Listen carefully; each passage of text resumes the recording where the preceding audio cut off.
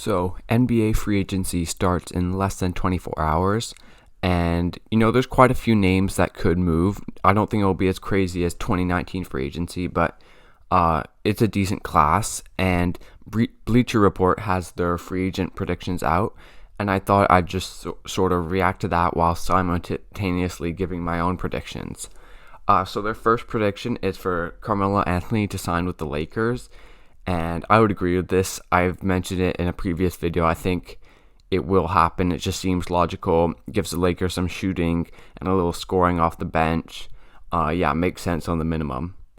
Their next prediction is Lonzo Ball to re-sign in New Orleans. And this is certainly a possibility. He will be a restricted free agent, so they'll have the right to match any offer. But I don't really think it will happen, just because I feel like while I do like Lonzo's fit in New Orleans, I don't think the Pelicans are super high on him. And from just the way they've acted, makes it seem like they don't really want to bring him back that badly, and instead want to go after more of a veteran point guard, someone who can help them win now more, like Kyle Lowry.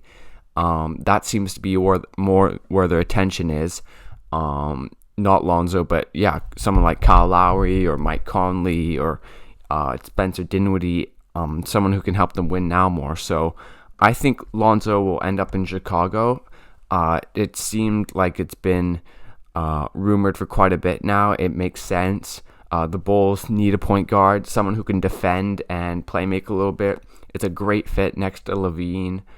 Good size, good passing, has become a good spot-up three-point shooter. I mean, to me, Lonzo to Chicago on something like a 4-year, $80 million deal makes sense, and I think the Pelicans will be focused on other targets at point guard. So we'll see what happens. They do still have his bird rights, so they definitely could still bring him back. Their next prediction is Spencer Dinwiddie sign and trade to the Wizards. That's interesting. I think Dinwiddie is sort of a sleeper in free agency, because Dinwiddie is a good player. He averaged 18 points a game 2 years ago. I want to say he can score as a point guard. He can on the inside in the mid-range. He's made himself an average three-point shooter. He has good size for a point guard, is a decent defender, a decent playmaker, though it seems like he's more of a score-first type of guy. But I think that definitely has some needs still, not too old. So obviously the Nets just aren't going to have the cap space to bring him back. So I could see lots of teams having Dinwiddie as more of their backup plan. For example, the Pelicans if they don't get Lowry, or a team like the Jazz if they don't get Conley, though I think they will, or the Suns if they don't get Chris Paul. I could see Dinwiddie as the backup plan for a lot of teams. I think on the Wizards, it could make sense with Dinwiddie alongside Beal, replaces Westbrook. It could make sense. Someone who is more ready to win now, get Beal some more help. I could also see Dinwiddie on the Knicks. They need a point guard. He already lives near there, so that could make sense. He's also been rumored to the LA teams, but I think cap space wise, that's hard to accomplish unless it'd be a sign and trade with the Clippers, which I wouldn't rule out. But I think Dinwiddie, the Wizards are an option, but I sort of think he'll sign with the Knicks. I think it makes sense.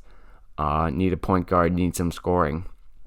Okay, next they have Chris Paul returning to the Suns. I think this is gonna happen.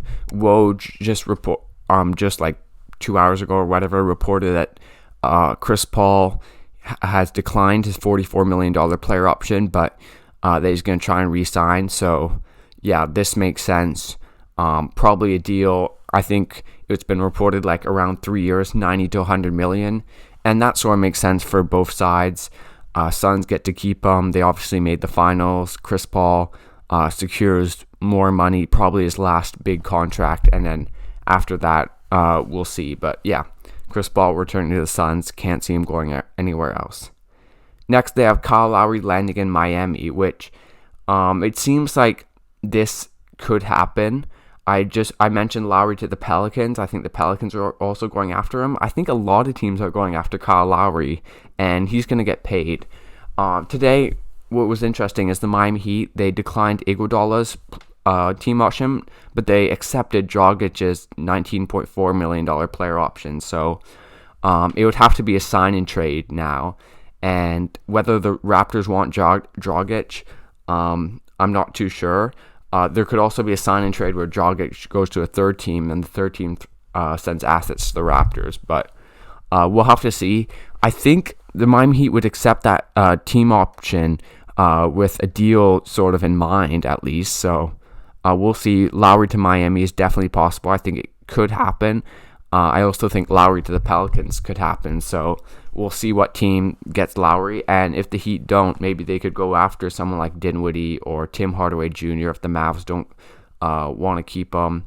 Yeah, we'll have to see. Lowry is super interesting in this free agent class just because of the amount of teams that want him.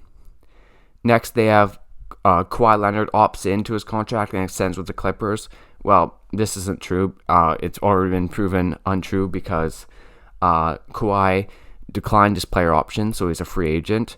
But I think there's an expectation that he will re-sign with the Clippers. I mean, it's not 100% until he signs. Kawhi is so secretive. He never talks about anything. He could be on the Heat tomorrow by this time, though I doubt it. I think he'd probably stay with the Clippers, if not that. Like in the 1% that he leaves, like the Mavs, the Heat seem like the two most realistic teams.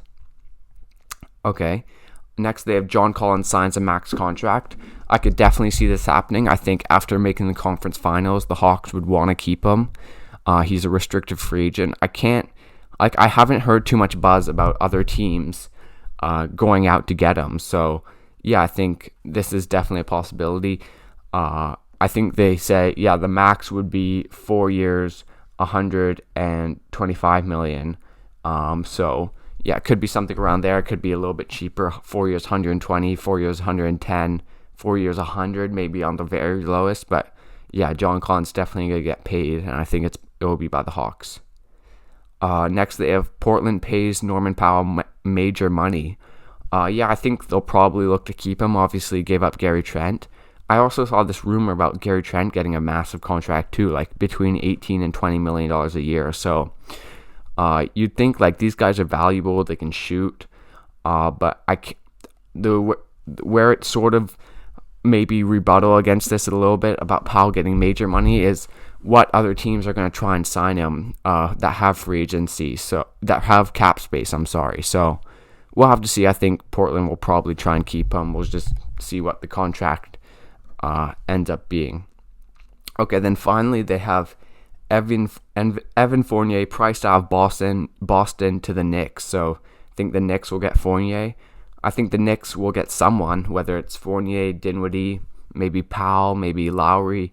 You know, there's a lot of guys, and not many teams with as much cap space as the Knicks. So we'll see who they get. I think the Celtics, they obviously did the Josh Richardson trade.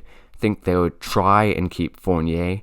I think they do have his bird rights, but might be too much for the Celtics. And yeah, maybe goes to the Knicks, can provide some scoring as a guard. We'll have to see. I think this free agency will be interesting. Lots of point guards and just lots of guards, and we'll see where they all end up. I think Kyle Lowry will be the most interesting. But anyways, thanks for watching this video, guys. Leave a like, subscribe to this channel for more NBA content, and I'll see you guys next time.